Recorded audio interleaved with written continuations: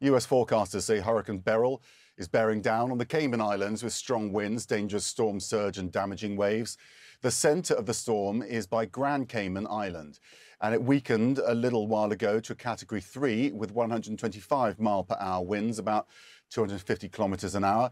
Forecasters warn it's still very dangerous. So far, Beryl has killed at least 8 people across the Caribbean. Hours ago, the hurricane pounded southern Jamaica with slightly stronger winds, torrential rains, and storm surge of about 9 feet. The storm knocked down trees and power lines and damaged buildings. Earlier, CNN's Rafael Romo filed this report from Kingston. It's hard to remain standing because the winds are just very, very powerful.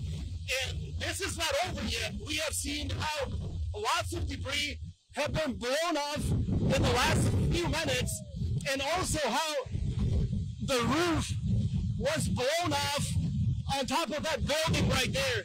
And the big danger is that there's a possibility of the ocean getting into the street because the storm surge is supposed to rise at least 10 feet.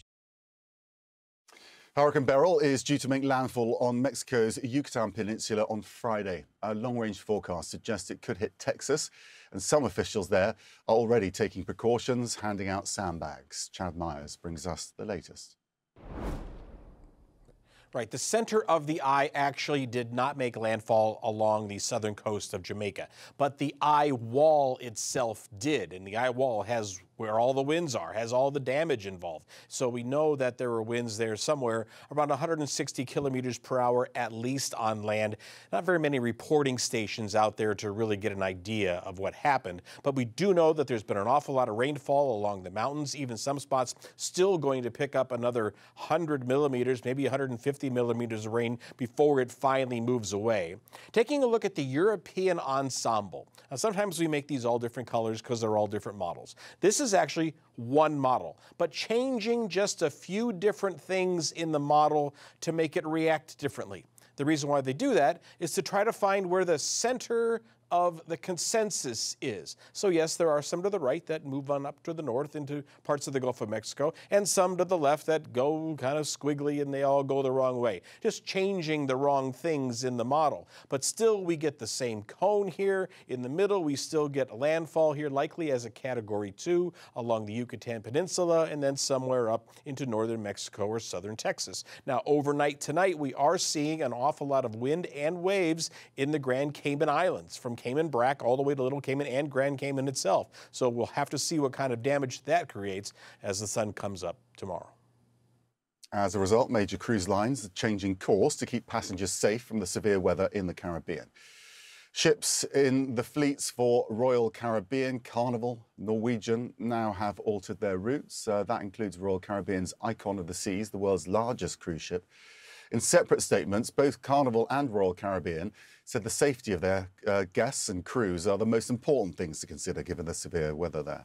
And Robert Pfeiffer is an American tourist who rode out the storm in Jamaica, and he joins me now from Ocho Rios. Thank you so much for joining us here. So just let me know sort of what you were seeing sort of outside your window.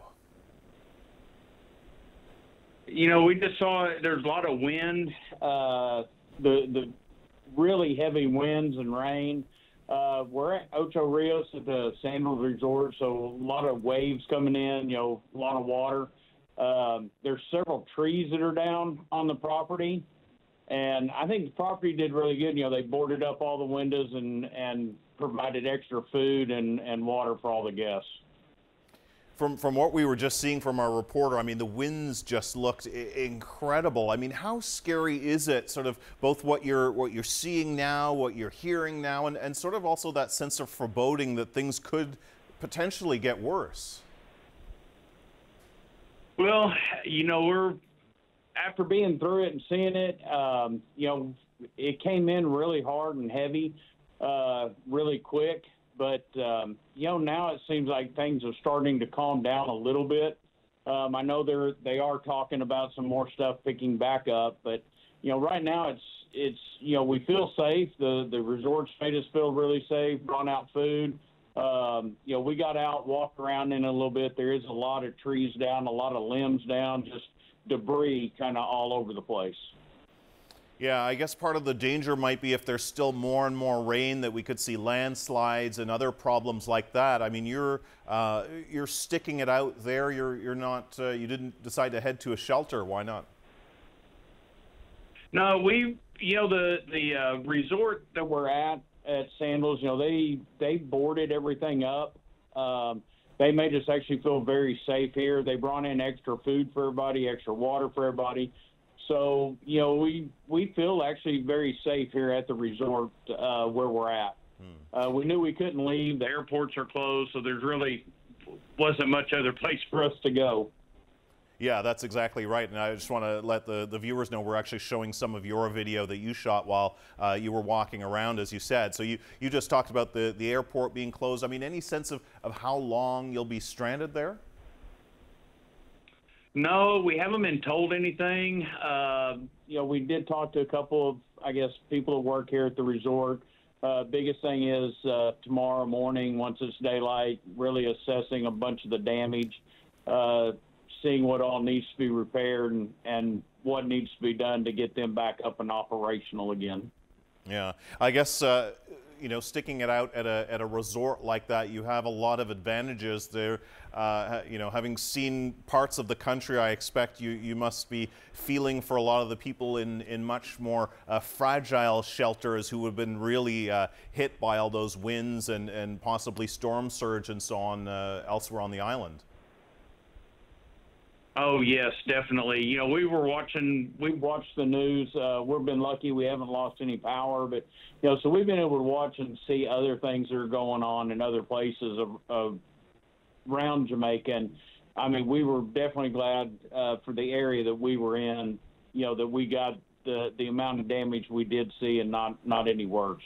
Yeah, that's right. And in the meantime, sort of how is the mood there as people are trying to stick this out as best they can?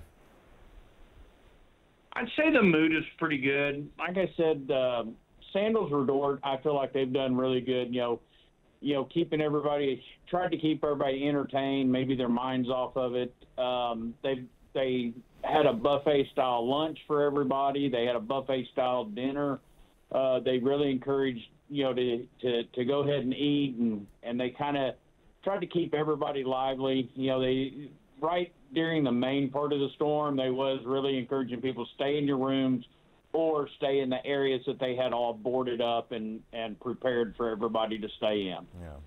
Well, listen, you, as I understand it, are there with your wife for your 25th anniversary. This hurricane definitely not an omen of any kind. Are you taking this in good spirits there?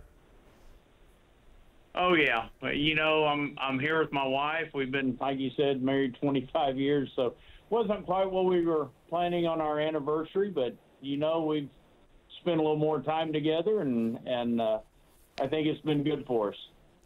Well, there you go. Well, listen, you know, want to wish you a happy anniversary, but on a more serious note, wish that you and everybody there are safe as you continue to ride out this storm. Robert Pfeiffer in Ocho Rios, Jamaica, thank you so much for speaking with us. Really appreciate it.